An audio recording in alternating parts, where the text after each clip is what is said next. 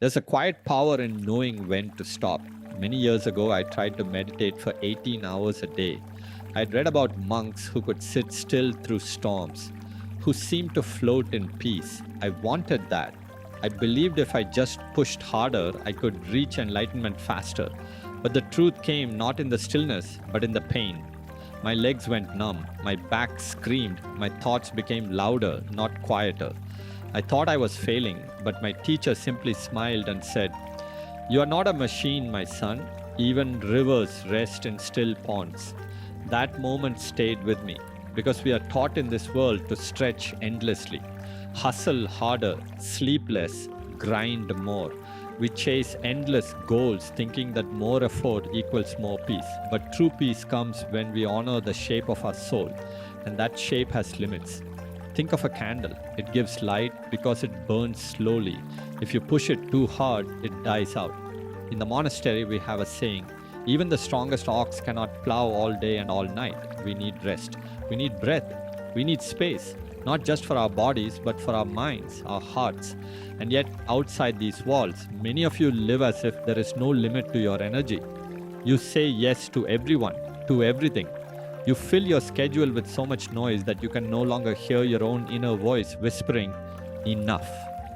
So ask yourself today, honestly and without judgment, where are you ignoring your limits? Is it in your work, your relationships, your expectations of yourself? You see, limits are not chains, they are signposts. They show us where we are supposed to grow and where we are supposed to let go. But too many people confuse burnout for progress. They call exhaustion a badge of honor, and they call stillness weakness. But it takes great strength to say, "This is too much for me right now." One of my brothers in the monastery used to wake at 4 a.m. every day, not to pray, not to clean, but to walk in the garden. He would just sit with the flowers and breathe. When I asked him why, he said, "If I start the day full, I don't have to chase things to feel whole." That is the wisdom of limits. To fill your cup not by pouring more into it, but by stopping the leak. Let your life be full, not busy. Let your spirit be steady, not stretched. Let your days have pauses, not just tasks. Know when to give and when to rest.